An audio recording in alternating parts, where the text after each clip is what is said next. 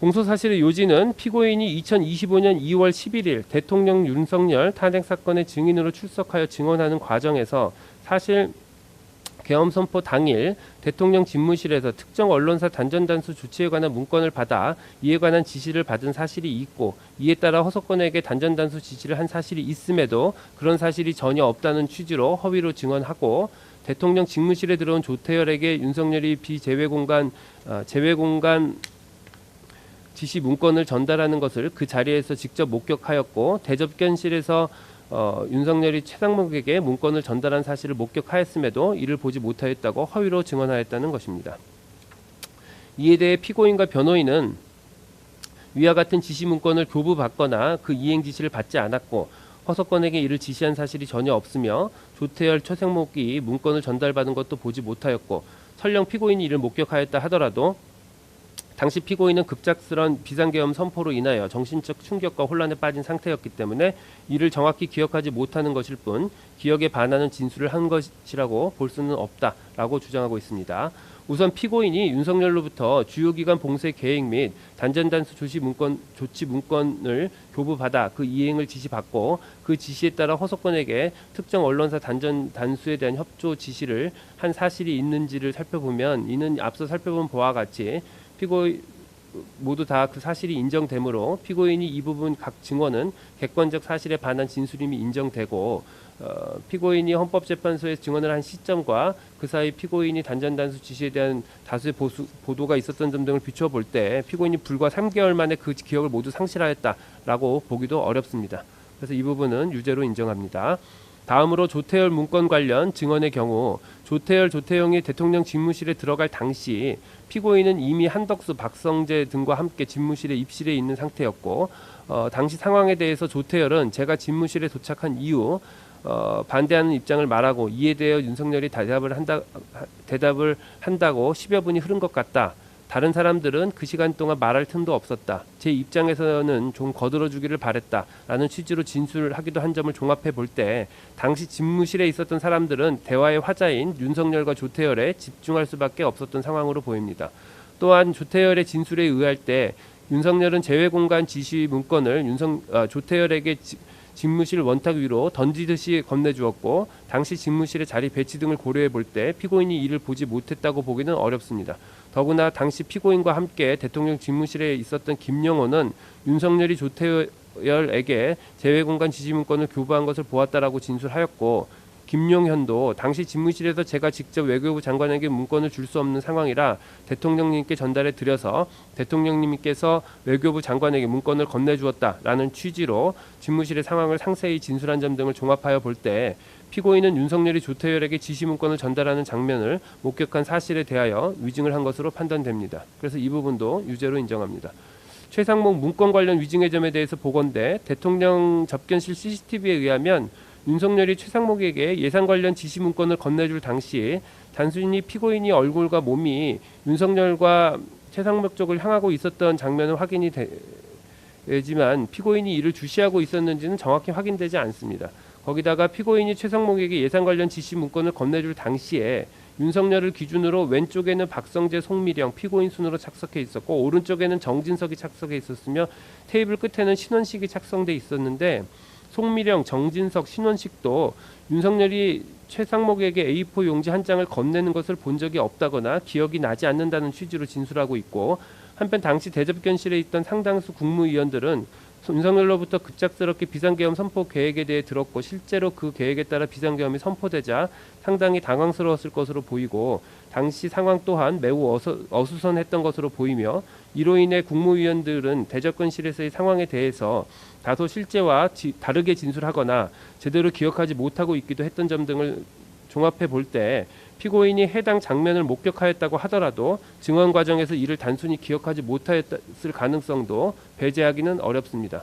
그렇다면 이 부분 공소사실은 범죄의 증명이 없는 때에 해당하므로 형사소송법 제325조 후단에 의해 무죄를 선고하여야 하나, 이와 포괄적 관계에 있는 다른 위증죄를 유죄로 인정하는 이상 주문에서 따로 무죄를 선고하지는 않습니다.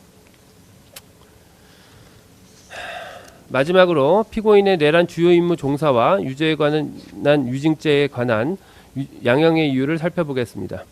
내란죄는 국가의 존립과 헌법 기능을 파괴하고 사회의 근간을 뒤흔드는 국가적 범죄로서 그 위험성은 특정 영역에 국한되지 않고 국가 전체에 미친다.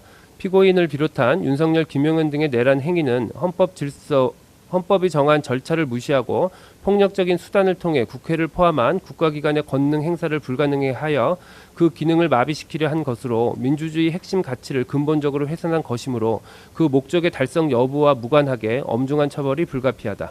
피고인은 정부 고위 공직자로서 그리고 자유민주적 기본 질서를 수호해야 할 공동체의 일원으로서 헌법과 법률을 수호하고 이를 실현하기 위한 노력을 기울여야 할 헌법적 의무를 부담함에도 윤석열, 김용현 등의 지시에 따라 소방청에 직접 언론사 단전 단수에 대한 협조를 지시함으로써 내란 행위에 가담하였으므로 그 죄책이 결코 가볍지 않다. 더구나 피고인이 윤석열, 김용현 등의 내란 행위를 적극적으로 만류했다고 볼 만한 자료는 없고 오히려 이후 내란 행위의 진실을 밝히고 그에 합당한 책임을 지기는커녕 진실을 은폐하고 책임에서 벗어나고자 위증까지 하였다는 점에서 피고인에 대한 비난 가능성은 더욱 크다. 다만 피고인이 비상계엄 선포일 이전에 내란을 모의하거나 예비한 정황은 발견되지 않은 점, 피고인이 내란 중요 임무로 수행한 행위는 소방청에 대한 전화 한 통이고 그 이외에 반복적으로 단전단수 조치를 지시하거나 지시사항의 이행 여부를 점검하고 보고를 받는 등 보다 적극적으로 내란의 중요한 임무를 수행하였다고 볼 만한 자료가 없는 점, 피고인이 단전단수 조치 실행을 주도적으로 계획하거나 이를 지휘한 것으로 보이지도 않는 점, 결과적으로 특정 언론사에 대한 단전단수 조치가 실제로 이루어지지 않은 점 등을 고려하고 그 밖에 이 사건 변론에 나타난 모든 양형 요소를 종합적으로 참작하여 주문과 같이 형을 정하도록 하겠습니다. 네, 피고인 잠시 일어서시죠. 주문. 피고인을 징역 7년에 처한다. 이 사건 공소 사실 중 직권남용, 권리행사 방해의 점은 무죄. 피고인은 이 판결에 불복이 있으면 7일 이내에 이 법원에 항소장을 제출해서 서울고등법원에서 항소심 재판을 받을 수 있습니다. 지금 피고인에 대해서 일부 무죄 판결이 선고된 결과 그 부분은 공시될 수 있는데 이 부분 공시 혹시 희망하시나요?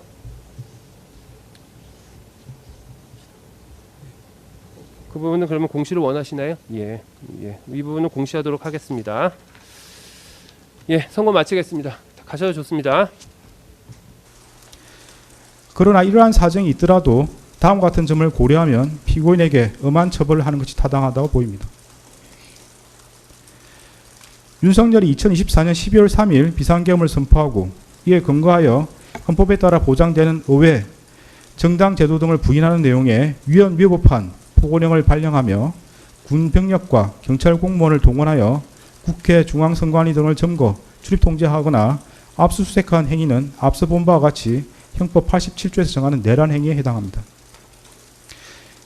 이러한 12.3 내란은 국민이 선출한 권력자인 윤석열 전 대통령과 그 추정 세력에 의한 것으로서 성격상 위로부터의 내란에 해당하는데 이러한 형태의 내란은 이른바 친위 구테타라고도 불립니다. 세계사적으로 살펴보면 이러한 친위 구테타는 많은 경우 성공하여 권력자는 독재자가 되었고 국민의 생명과 재산과 같은 기본권은 본질적으로 침해되었으며 국가의 경제와 외교는 심각한 타격을 받았고 독재자의 권력이 약해지는 시기가 되면 내전과 같은 전쟁이나 정치투쟁으로 국가와 사회 전반이 회복하기 어려운 혼란에 빠지는 사례를 많이 볼 수 있습니다. 12.3 내란은 이러한 위로부터의 내란에 해당되는 점에서 그 위험성의 정도가 아래로부터의 내란과 비교할 수 없습니다. 왜냐하면 무엇보다도 국민이 선출한 권력자가 헌법과 법률을 경시하고 이를 위반하는 내란 행위를 함으로써 국민이 가진 민주주의와 법치주의에 대한 신전 자체를 뿌리채 흔들기 때문입니다. 현재 우리 주위에는 민주적 기본 질서에 대한 중대한 침해가 있거나 이를 파괴하려는 시도가 있고 이미 유효한 구제수단이 남아있지 않는 그러한 극단적인 상황에서나 논의되는 저항권을 평상시에 아무렇지도 않게 주장하는 사람들, 헌법과 법률에 정한 바 없어 위헌위법한 주장에 불과한 계몽적 계엄, 잠정적 계엄, 경고성 계엄을 당연하듯 주장하는 사람들, 지난 2025년 1월 19일 발생한 서울 서부지방법원 폭동사건과 같이 자신의 정치적인 입장을 위해서는 헌법과 법률을 쉽사리 위반할 수 있고 그 과정에서 다른 사람이 피해를 줄 수 있는 상황이 당연하다고 생각하는 사람들.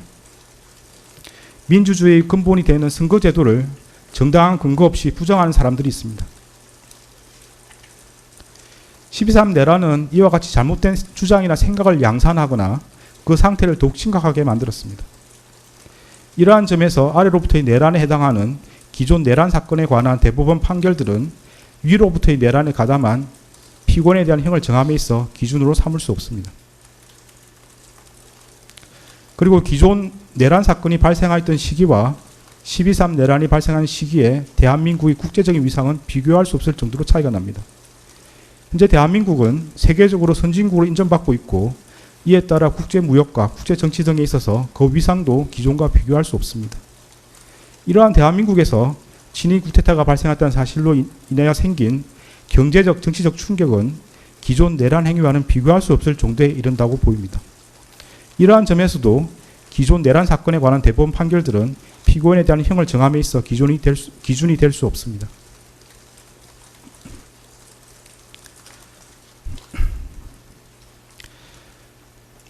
(12.3) 내란 과정에서 사망자가 발생하지 않았고 내란 행위 자체는 몇 시간 만에 종료되긴 하였습니다. 그러나 이는 무엇보다도 무장한 계엄군의 맨몸으로 맞서 국회를 지킨 국민의 용기에 의한 것입니다.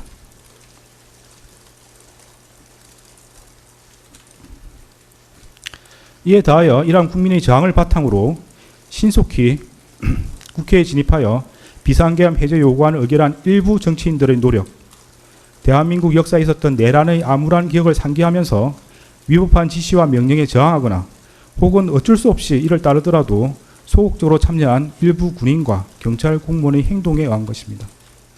결코 12.3 내란 가담자에 의한 것이 아닙니다. 따라서 12.3 내란 가담자에 대한 형을 정함에 있어 피해 발생이 경미하였다거나 짧은 시간 동안 진행되었다는 사정을 깊이 고려할 수는 없습니다.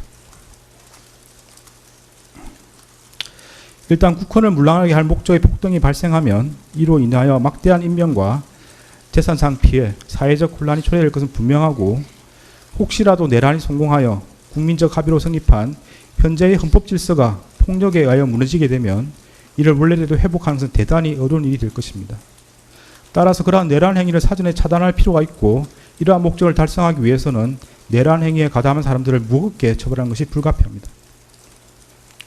피고인은 간접적으로나마 민주적 정당성과 그에 대한 책임을 부여받은 국무총리로서 헌법과 법률을 준수하고 헌법을 수호하고 실현하기 위한 모든 노력을 기울여야 할 헌법적 의무를 부담합니다.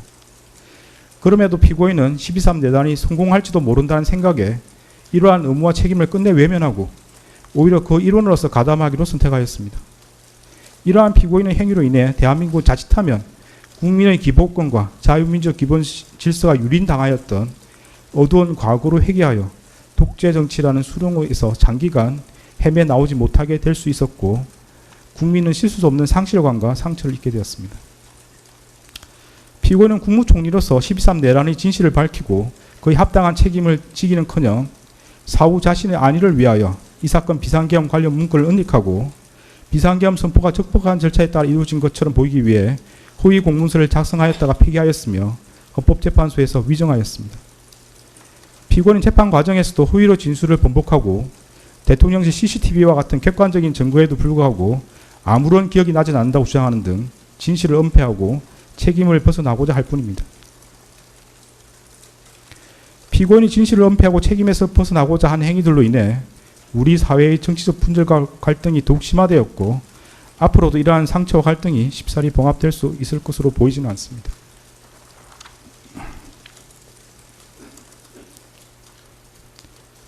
피고인은 제2회 공판기일에서 12.3 내란에 관하여 여러가지 법적인 검토가 필요하여 공개적으로 제지하지 못했다는 취지로만 진술하였다가 이 법원의 요구에 따라 내란 중요임무 종사 공소사실이 택일적으로 추가되고 대통령실 CCTV 영상 재생 및 정인신문 등 증거조사를 거쳐 자신의 범죄 사실이 탄로나 형사처벌의 기로에 서자 마지못해 제후 진술에 이르러서야 국민이 겪은 고통과 혼란에 대해 가슴 깊이 죄송스럽게 생각한다는 취지로 진술하였지만 그 사과의 진정성을 인정하기 어렵습니다. 달리 피고인이 진지하게 반성하고 있다거나 자신의 범죄 행위로 인하여 국가와 국민이 입은 피해를 회복시키기 위한 어떠한 노력을 하였다고 볼 아무런 자료가 없습니다.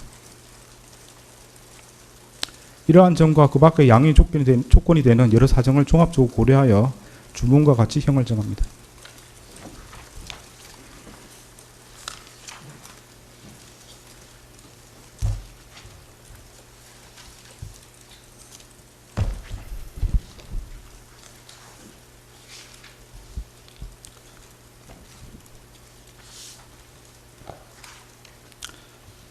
주문. 피고인을 징역 23년에 처한다. 이 사건 공소 사실 중 허위 작성 공문서 행사의 점은 무죄. 판결에 불만이 있으면 일주일 이내에 항소장을 제출해서 다툴 수 있습니다. 항소하는 경우는 서울고등법원에서 재판이 진행됩니다.